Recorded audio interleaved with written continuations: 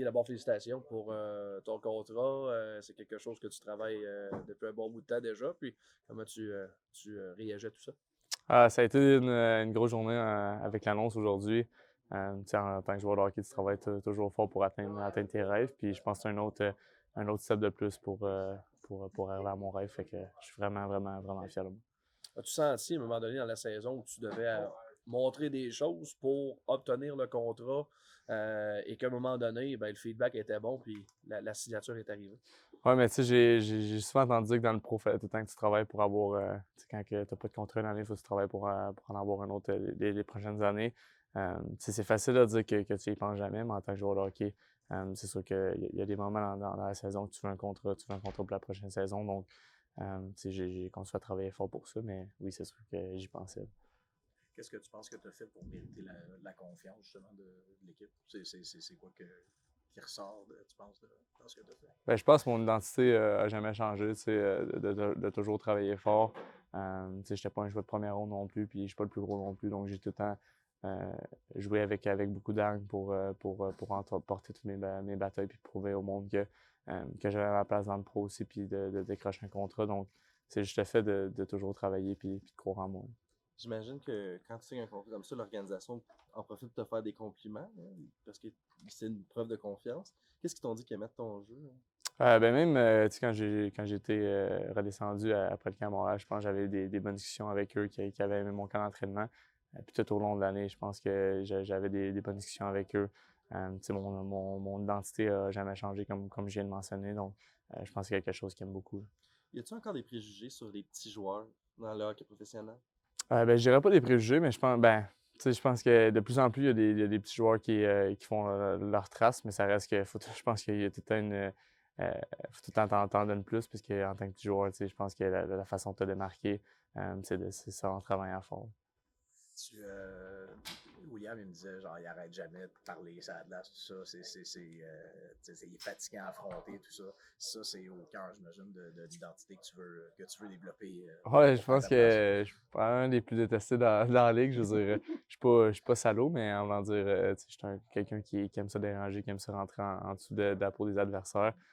Puis c'est ça depuis que je suis jeune, fait que je changerai pas ça. Je pense que c'est mon identité, là. Ok. C'est quand tu l'as découvert, cette identité-là? Tu te souviens-tu? C'était-tu le Pee-Wee? Ben, C'était-tu... je pense pas que puis oui, j'étais valeureux, tu sais, j'étais quand même jeune, mais tu sais, je pense à probablement dans le junior, tu sais, mais ben midget, je me rappelle pas à quel moment. C'est sûr que tu sais, quand t'es jeune, je pense que tu penses pas à ça, tu fais juste jouer au hockey, mais plus tu vieillis, plus tu essaies de te créer une autre identité. La visée complète, enlevée, j'ai l'impression que c'est quelque chose que tu attendais depuis un petit bout de temps. Ouais, je pense que c'est quasiment aussi satisfaisant que signer un contrat. J'essaie d'enlever ça, fait que je suis vraiment, tu sais, comme j'ai dit aussi, je pense avec l'identité que je joue, j'aimais pas savoir avoir la grille parce que ça rentrait comme pas dans mon identité, mais ça va faire, je touche du bois, là, mais tu sais, je pense que ça va faire du bien de plus l'avoir. C'est quand même spécial parce que, je veux dire, en enlevant une visière complète, ça ouvre le visage un petit peu plus. Puis il y a toujours un risque de blessure, d'avoir une rondelle au visage ou d'avoir des blessures. Mais on dirait que les joueurs de hockey, vous êtes tous pareils. C'est comme quelque chose qui fait comme pas partie de ce que vous avez de l'habitude d'avoir. Puis ça vous enlève peut-être un petit ascendant sur votre adversaire dans ce temps-là. Ouais, mais tu sais, je pense qu'on voit beaucoup mieux avec ta visière aussi. C'est depuis qu'on est junior aussi, ça fait quand même quelques années qu'on joue avec ça, donc c'est plus satisfaisant. Euh, je te ramène à l'été dernier, tu sais, de passer l'été chez William, tout ça. Je suis juste curieux de savoir comment que ça s'était arrangé, tout ça, parce que tu sais, toi, je sais que tu aurais pu aussi rester dans ton coin. Je sais pas c'était quoi tes autres options pour l'été. Mais... Ben, c'était sûrement tu sais, de partir encore à Gatineau, mais tu sais, quand le Canadien nous avait approché des recrues pour passer l'été là, je pense que c'était 100% que j'allais là. C'est juste que j'habite quand même à 2 heures et demie de Brossard. Donc, William, il habite proche, donc il m'a accueilli chez eux. Puis ça a été vraiment bénéfique. Je pense que vous faites le bon même avec William cette année qui a une saison exceptionnelle. Je pense que ça nous a vraiment aidé d'être là cet été. c'est quoi, tu penses, que vous avez gagné justement de cet été-là à s'entraîner, là, à vous entraîner On là? s'entraînait avec Nick Suzuki aussi, le capitaine, c'était le fun, mais avec les vétérans aussi. Puis avec Adam aussi sur la patinoire, donc ça nous a vraiment permis de stepper up des petits détails dans notre jeu. Tu as un gros départ dans la saison. La blessure, là, tu reviens, c'est quand même une blessure assez effrayante avec laquelle tu as dû composer. C'est quoi le principal défi de revenir d'une blessure comme ça au cœur d'une première année pro? J'avais, on dirait, j'avais le feu dans le dos avant ma blessure. J'ai eu un petit ralentissement, mais je pense que ça va faire partie, ça fait partie du hockey. Mais en tant que recrue, ça fait partie aussi de mon apprentissage. Puis c'est le fun de vivre ça, on leur dit, de pouvoir travailler encore plus fort, d'essayer de voir les matchs d'une autre façon, de faire des vidéos avec les coachs pour voir ce qui ne marche pas aussi. Donc ça fait partie de l'apprentissage, mais non, ça fait partie de l'apprentissage. Comment tu réussis à composer entre le fait d'être un ajustateur d'une certaine façon puis de faire grimper des rideaux tes adversaires tout en restant discipliné? Il y a quand même une fine ligne entre les deux. Ouais, au début de l'année, je pense que j'avais des bonnes discussions avec GF que, au début de l'année, je me mettais souvent dans le trouble. Je prenais des pénalités assez stupides. Mais là, vraiment, je suis là, mais je prends pas de pénalités, les autres qui en pognent. Fait que je suis pas vraiment un qui fait pogner le plus de pénalités aux autres. Puis je trouve ça drôle, c'est mon identité. Faut que je continue à faire ça. On a appris aujourd'hui que bon, ce contrat était signé. Je pense que c'est fait depuis une couple de jours déjà. Est-ce que tu as célébré d'une certaine façon? Qui t'a appelé? Tu t'es acheté quelque chose?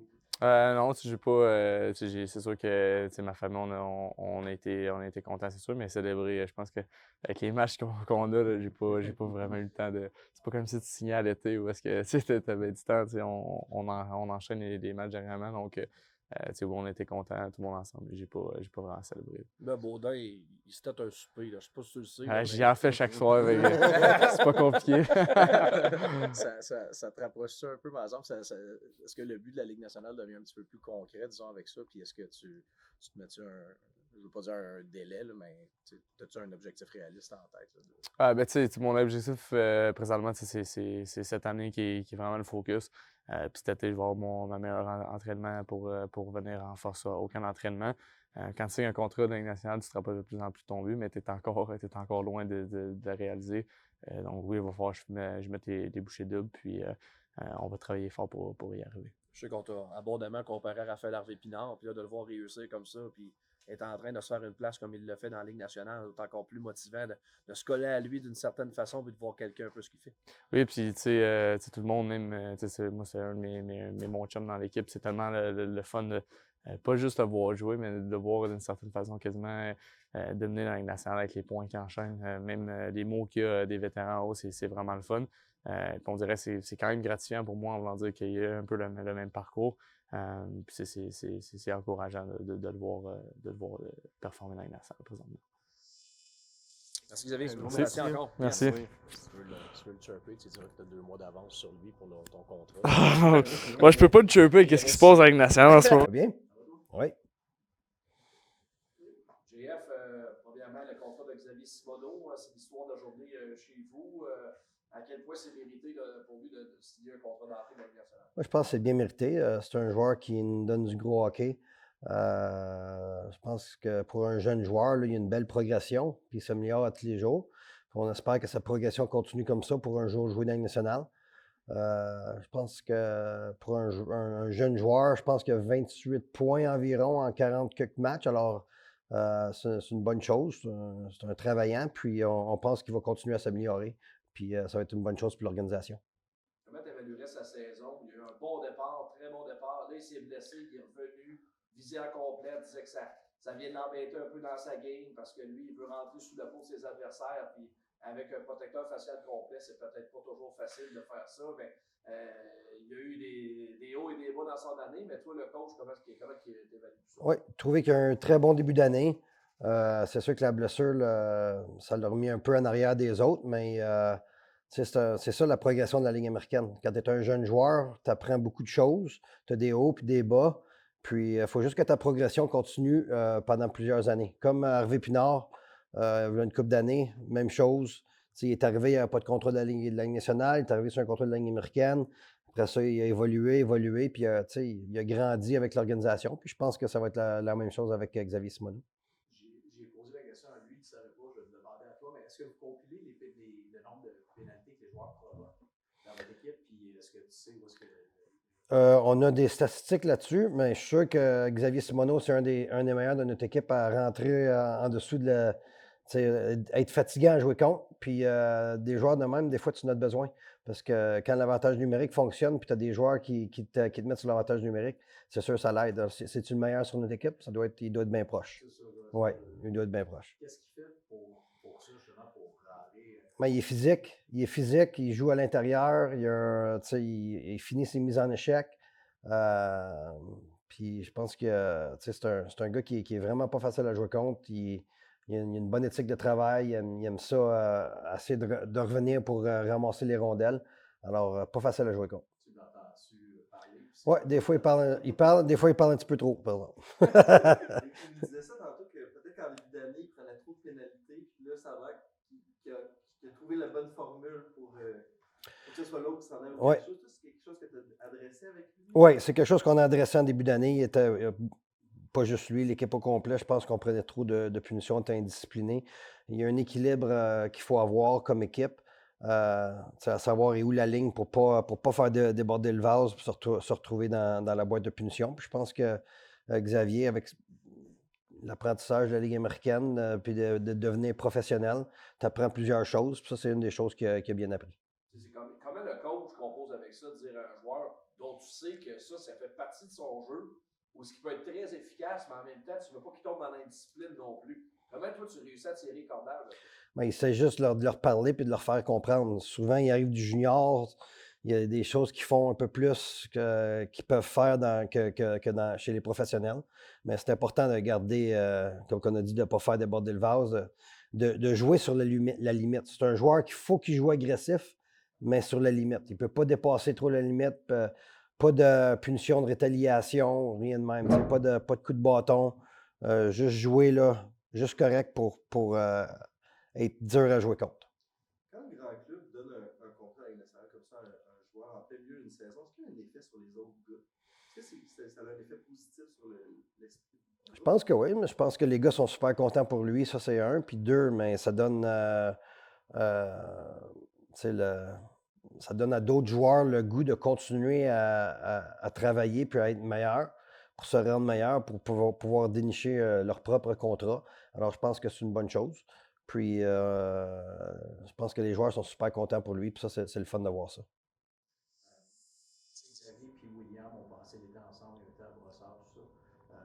Toi, comme coach, qu'est-ce que tu voyais, qu'est-ce que tu ressentais comme bénéfice, tu penses qu'ils ont eu à passer cet été-là dans l'environnement de l'équipe? Ouais, je pense que ça a été très important dans leur développement pour les deux joueurs.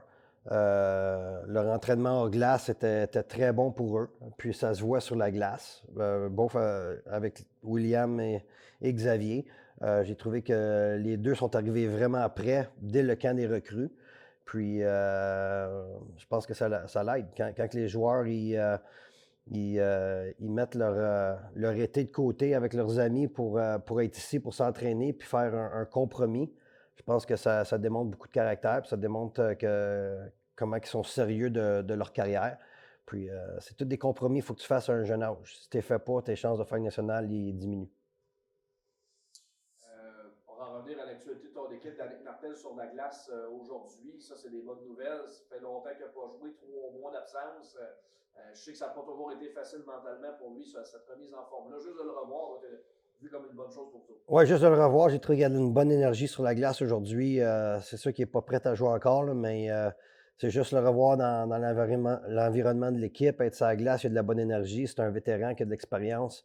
C'est notre meilleur compteur dans les séries éliminatoires l'année prochaine. Fait qu'on espère que dans les prochaines semaines qu'il se mette à jouer encore. Il y a de l'air à être sur la bonne voie. Puis c'est sûr que c'est de l'aide qu'on prendrait présentement.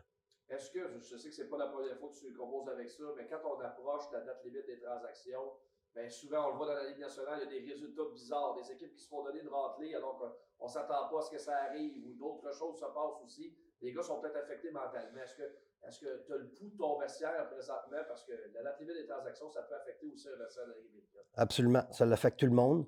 Ça l'affecte les joueurs. C'est sûr que dans leur pensée, là, tu sais jamais quand tu es dans le hockey professionnel, tu peux te faire échanger à n'importe quand. Ça fait partie de leur job. Mais il faut passer au travers de ça malgré tout. Il faut être prêt pour tous les matchs. Puis je sens que notre équipe sont prêts. Je pense que mentalement, ils sont corrects. Là. Même que la date limite arrive dans une couple de jours. Là, mais je pense qu'on est dans une bonne place comme équipe.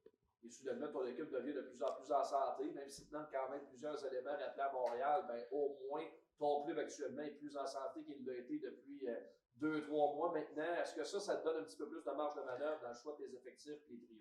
Oui, on a moins de blessés. On a encore beaucoup de joueurs en haut avec le Canadien de Montréal, puis on est très heureux de ça, mais au moins les blessés reviennent, puis les blessés peuvent nous donner un coup de main, puis ça nous donne un peu plus de profondeur. Alors, on espère de continuer comme ça, puis garder puis personne sur les tables des blessés. C'est bon de même. Vous avez donné beaucoup de buts dernièrement. Oui. Un peu moins pire du côté de Toronto. Il fallait donner beaucoup de crédit à ton gardien qui a eu à pousser de grosses attaques. Qu'est-ce que tu as moins aimé de ta défense et sur quels éléments tu veux absolument que ton club s'améliore? Oh, trop de lancers contre. On est une équipe qui, d'habitude, c'est le revers. C'est nous qui avons plus de lancers, puis on est les agresseurs. Puis les derniers matchs, j'ai trouvé que c'était les autres équipes qui avaient la possession de rondelles puis plus de lancers. Alors, il faut tourner ça de bord. Il faut mieux jouer défensivement. Il faut être plus dur, défendre plus dur dans notre zone pour récupérer les rondelles. Puis trouver un moyen d'envoyer plus de rondelles au filet de notre bord. Le retour de Schuleman, c'est quand même un joueur très clé dans ta formation. Ils sont tous importants, mais lui, de la manière que ton club est structuré, on dirait qu'il l'est encore plus que certains autres. Oui, très clé. On regardait ce matin les statistiques sur aller chercher les rondelles dans le fond de zone, puis c'est de loin notre meilleur défenseur à aller chercher les rondelles. Alors, c'est sûr qu'il va aider sur les sorties de zone.